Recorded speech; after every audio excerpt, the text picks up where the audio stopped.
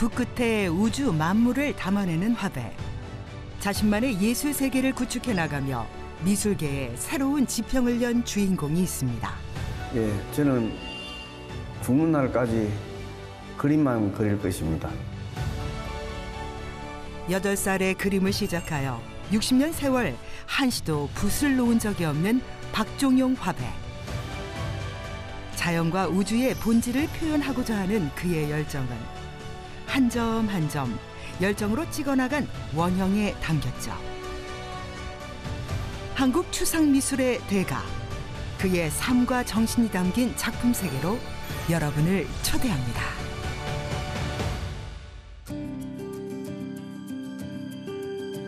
맑은 강물과 울창한 숲이 어우러진 청정자연, 강원도 인제군입니다. 고즈넉한 이곳에 박종용 화백의 작업실이 마련돼 있는데요. 오늘도 붓과 함께 시작하는 하루. 어떤 작업하시는 거예요?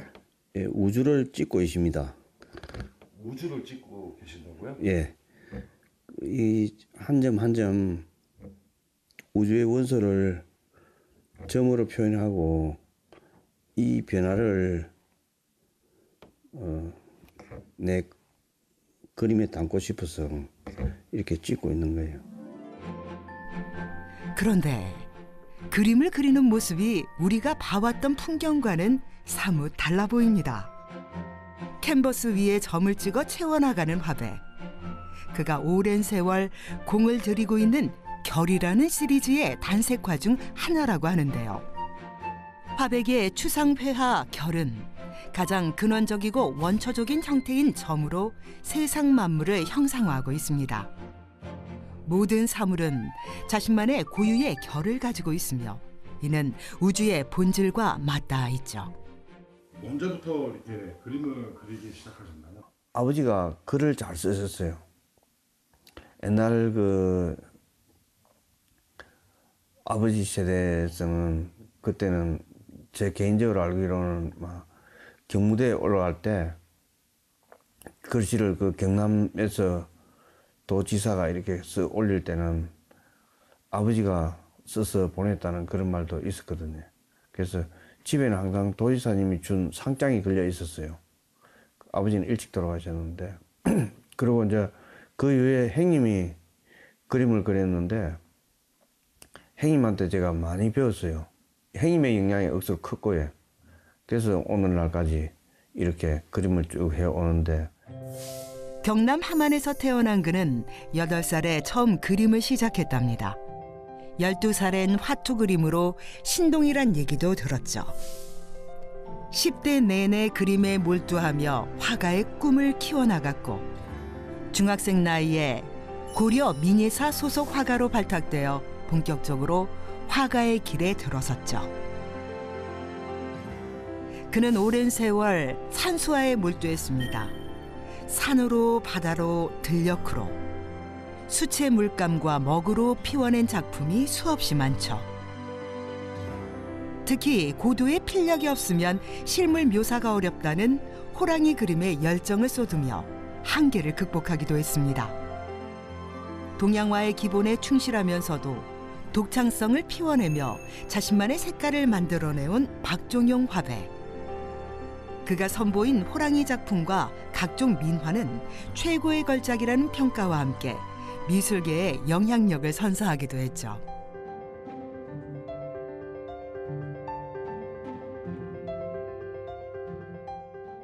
처음에는 산수화를 그렸어요.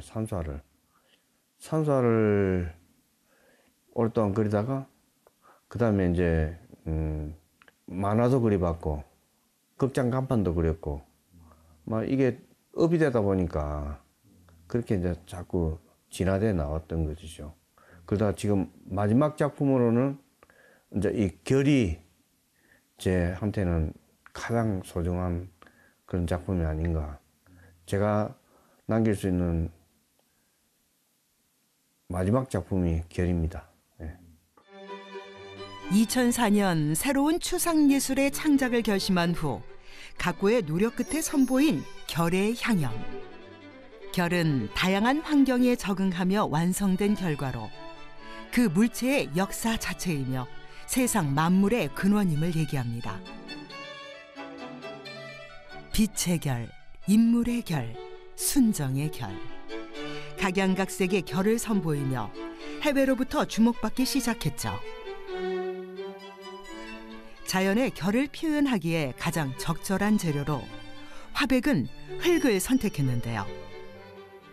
특별한 흙을 곱게 걸러 자신만의 노하우로 배합해 캔버스나 마대 위에 점을 찍어 채워나갔죠. 제가 원래 절에 단청을 많이 하다 보니까 흙의 악교 농담을 알게 됐어요. 악교의 성질을 알게 돼가지고 거기다가 어떤 작품을 나름대로 하면 안 되겠나 이런 생각을 해가지고 흙으로 이렇게 찍어보니까 어떤 모양이 나왔었어요. 그래서 이게 작품이 되겠구나 하고 흙으로 만드는 작품을 만들게 된 겁니다. 네. 박종용 화백이 수많은 시행착오 끝에 찾아냈다는 특별한 흙. 황토도 지점토도 아닌 백색 가루가 보이는데요. 이게 흙이라고요? 예. 원료가 흰색이에요? 흙이? 예, 이게 인도네시아산이에요. 인도네시아 카오린이라고. 이게 이 자체가 아주 밀가루처럼 고와요. 이게 이래야 잘 터집니다. 터짐을 보여주기 위해서 하는 거니까. 여러 가지로 테스트를 해봤어요. 진짜 우리 한국 흙 가지고도 해보고, 누가 좋다 그래가지고 구례까지 가가지고 구례 규석이라는 검은 흙도 갖고 해보고 별거 다 해봤는데 요만큼 터짐이 좋은 게 아무것도 없었어요. 그래서 인도네시아 끝까지 흙을 가져오게 됐어요. 천연 광물질인 카올린과 악교, 물을 배합해 원하는 점도로 만드는 것이 핵심인데요. 유례없는 독특한 방식으로 국내외 주목을 받고 있습니다. 이게 물하고 배합이 굉장히 중요할 것 같아요. 예, 배합이 제일 중요합니다.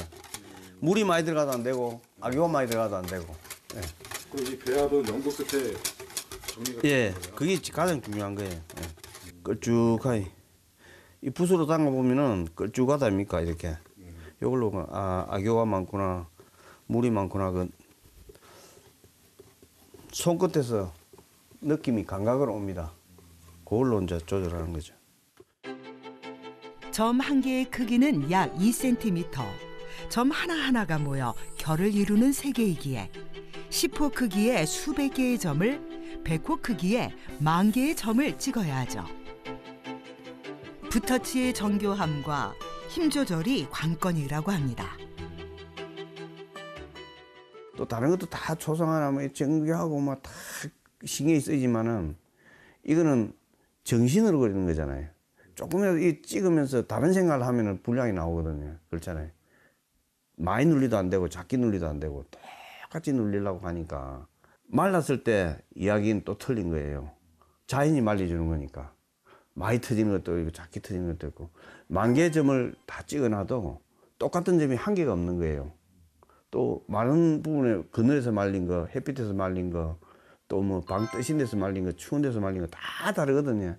그런 것들이 다 종합적으로 모아져 가지고 이 그림이 완성이 되기까지는 상당한 신경, 처음부터 마지막까지 조금이라도 다른 생각을 한다거나 눈을 놓치면 안 되는 그런 아주 예민한 작품이에요, 이게.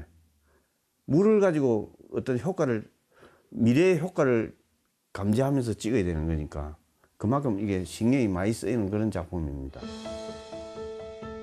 2021년 세종문화회관에서는 박종용 화백의 결의 교향곡 기획 전시가 열렸습니다. 작품 50점과 200호 대작의 결 시리즈 10점을 출품해 독자들을 만났죠. 예술문화의 지평을 개척하는 전시로 화제를 낳으며 새로운 패러다임을 구축하기도 했습니다. 프랑스에서 작년에 했고요. 그다음에 이제 올해 일본에서 하고. 지금 이제 일본 경기가 많이 죽어서 그런데 80년도는 일본의 경기가 활랑시했거든요. 그때는 일본에서 뭐 거의 안 팔리는 게 거의 없을 정도로 내뿐만 아니고 다른 사람 다 마찬가지였고요. 그 이제 그때는 미나 같은 거리 가면은 거의 뭐 다 팔고 옵니다. 그렇게 해서 이제 일본하고 거래가 이루어졌고요. 그 이후에도 내결 이것도 역시 처음에 우리 한국에서는 아무도 안 알아주잖아요. 아무도 안 알아주는데 그 일본에서는 주문해 가져가고 이래서 일본에 많이 팔게 된 것입니다. 예. 국내보다 해외에서 먼저 인정받은 그의 예술. 미국과 프랑스 등에서 전시 초청을 받을 만큼 국제적 인맥도 탄탄하죠. 올해 5월엔 일본에서, 가을엔 미국에서의 개인전도 앞두고 있습니다. 잠깐 뭐 또 보여주실 게 있으시다고요? 예, 제 작품 전체를 다 모아놓은 전시관이 여기 있어요. 아, 전시관 또 따로 있으세요? 예, 예. 따라오세요. 이 건물이 미술관인가요? 예, 백곡미술관입니다. 박종용 화백이 관장으로 몸담고 있는 미술관입니다. 법조인이자 전문 컬렉터였던 백공 정상님이 50년간 수집해온 각종 미술품이 전시돼 있는데요. 그는 1970년대 무명 화가였던 박종용의 예술적 재능을 알아보고 평생 후원자 역을 자임했죠. 세계적인 작가가 되어야 한다는 것, 그리고 백공 미술관을 잘 지켜달라는 유언을 남기고 타계했다고 합니다. 이 미술관이 설립하게 된 계기는 평소에 이사장님이 그림을 되게 좋아하셨어요. 97년도에 정년퇴직 하셔가지고 2011년도에 오픈하게 된 거는 이 땅이 이제 이사장님이 월남전쟁 갔다 오셔가지고 이 땅을 원래 사두셨어요. 이북 출시다 보니까 여기다가 땅을 사두셔가지고 그래서 여기서 이제 미술관을 짓게 되는 건데 그때부터 이제 많은 소장품을 가지고 계시고 이렇게 해서 미술관을 짓게 돼 2011년도 오픈한 이후에는 이제 제가 꼭 계속 근무를 하고 있습니다. 이렇게. 그래서 내가 그 예술의 전당, 세종문화회관 뭐 이런 데서 전시할 수 있도록 뒷받침을 해 주셨고 제가 그 화가로서 생활할 수 있게끔 다른 물론 미술관 일도 많지만은 그게 뭐 제 작업하는 데 있어서는 조금 더 뭐 어려움이 없으십니다. 그렇게 또 배려를 해 주셨고 그래서 뭐 잘 있다가 1919년도에 돌아가시는 바람에 시대를 풍미하는 추상회화의 거장으로서 예술을 알리기 위해 발로 뛰는 관장으로서 노력을 마다하지 않는 박종용 화백. 이 미술관도 많은 예술작품을 선보이기 위해 그의 예술 동반자였던 고 정상님 이사장과의 의기로 이루어낸 곳이죠. 미술사적 장르는 모두 섭렵했다고 해도 마음속에 늘 예술에 대한 갈증이 일었다는 그. 과연 미술의 본질은 무엇일까? 자신에게 질문을 수도 없이 던졌습니다. 그리고 작품을 바라보는 모든 이에게 진짜 자연의 본질을 그만의 묘사로 전하고 싶었죠. 예, 이거는 한 번에 안 되고 한 몇 번을 부어갖고 하고 해가지고 거의 한 몇 달이 걸렸어요. 내가 정확하게는 모르겠는데 한 3, 4개월 정도 걸린 것 같아. 계속 부가 터지고 또 변화가 약하니까 그 효과를 계속 살리려고 하다 보니까 흙을 좀 더 붓고 계속 이래가지고 그걸 터짐을 딱 변하게 틀리게 이렇게 하려고 하다 보니까 엄청 시간이 많이 들어간 작품이에요. 예. 그러면 관객들이 이 작품을 보고 어떤 영감을 좀 받았으면 좋겠습니까? 그러니까 일반 사람들이 생각할 때는 뭐 참 흙이 이렇게 변화로 이렇게 자연스럽게 터질 수 있는가? 과연 이렇게 똑같은 원 안에서도 똑같은 조건 하에서 똑같이 말린데도 다 터짐이 다른 거. 이거는 사람의 힘이 아니고 자연의 힘입니다. 자연이 다 말려주는 거니까. 그래서 그런 효과를 한눈에 볼 수 있는 그런 그림으로 이야기하고 싶었어요. 그래도 이 그림을 보면 좀 마음이 안정된다 그럴까? 어떤 그런 느낌? 예. 좀 우주를 보는 것 같고 뭐 좀 마음이 안정되는 그런 느낌 받아요. 좀 감사평 한 번만 말씀 주세요. 글쎄 저희 마을에 또 이 그 백곡미술관이 설립이 돼서 좀 잘 운영이 되고 있다는데 자부심을 느끼고 앞으로 이 백곡미술관을 통해서 뭐 인제군의 발전과 또 대한민국의 어떤 그 그림 이 발전하는데 기여를 했으면 좋겠다라는 생각을 합니다. 지역의 문화와 예술적 소양을 위해 설립한 그들의 미술관. 그렇게 수백 점의 작품이 관람객을 만나길 기다리고 있는데요. 아직 공개되지 않은 작품들도 있다고 합니다.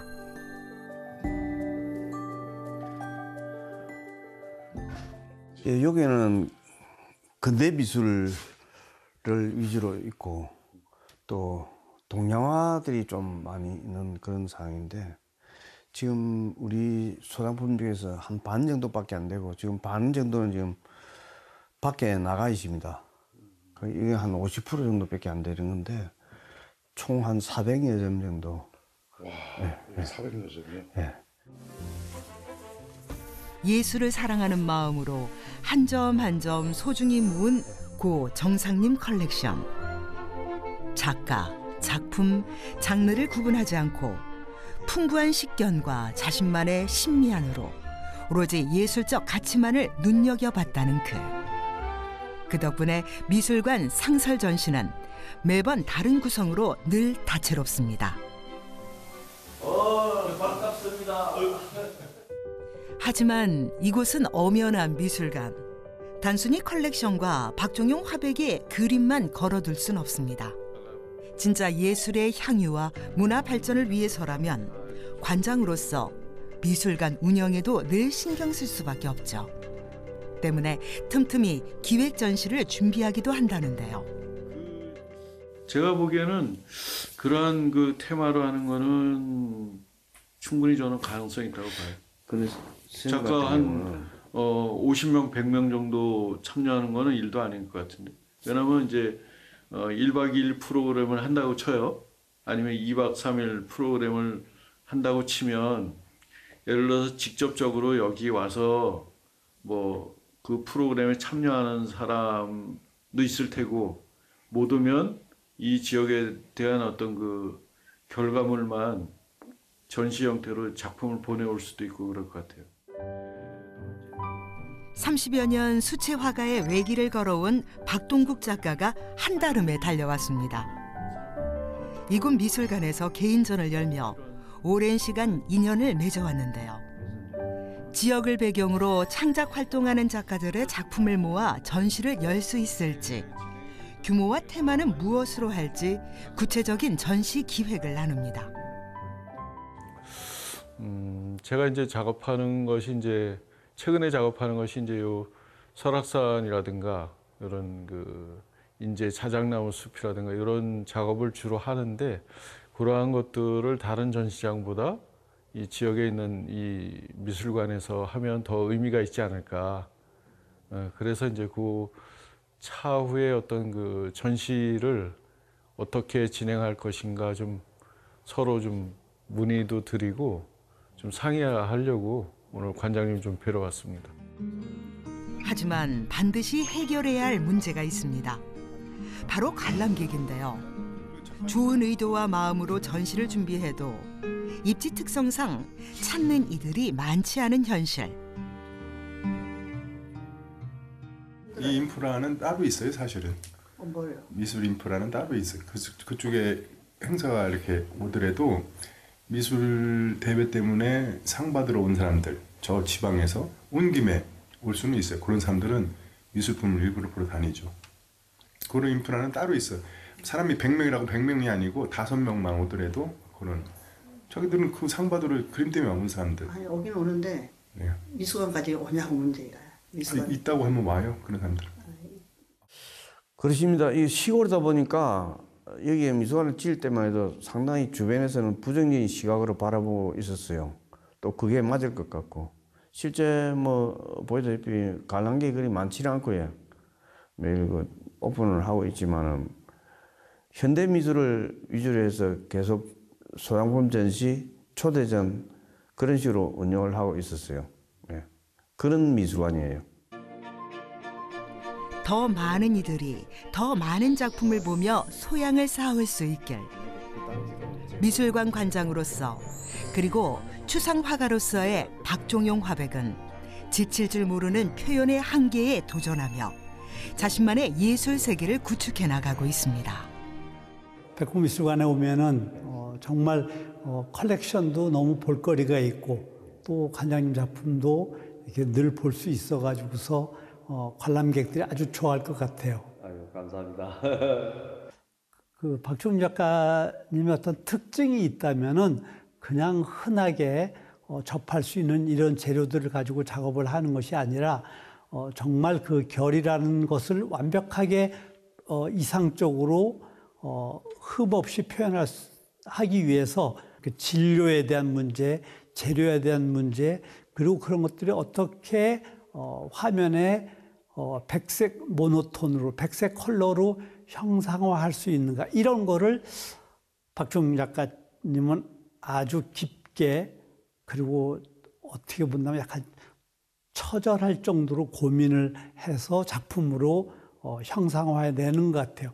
저는 이거는 작가들이 볼 때 자기의 작품의 어떤 완벽한 이상향의 그 표현을 위해서 노력하는 이런 모습들은 제가 볼 때는 참 아주 감탄할 만하고 또 본받을 만한 그런 요소라고 생각이 들어요.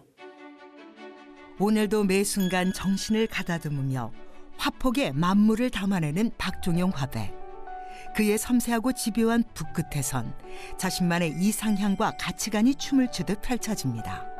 그리고 그의 메시지는 캔버스의 외곽을 깨고 나와 예술이라는 이름의 가치로 세상에, 사람들의 마음속에 새겨질 테죠.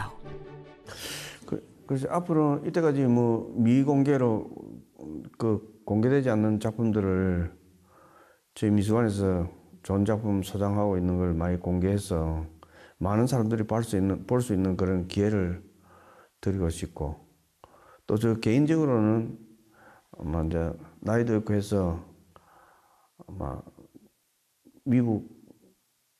일본 전시 끝나면, 미국 전시 끝나면 이제 외국 전시도 이제 더 이상 못할 것 같고, 아마 마지막 전시는 서울에서 하지 않겠나 그렇게 생각을 하고 있습니다. 네.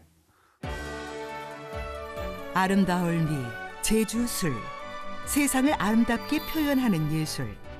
박종용 화백은 그 아름다움 속에 가려진 사물의 본질을 꿰뚫어보고 만물의 근원을 탐구하며 점과 균열로 그만의 미를 완성했습니다. 예술에 대한 집념으로 자신만의 미술사적 사상을 다듬어내는 일. 그 과정 속 고난과 시간의 깊이는 알 수 없지만 분명한 건 그의 화폭에 담긴 메시지가 누군가에겐 세상을 살아가는 힘이자 큰 울림이 된다는 사실일 겁니다.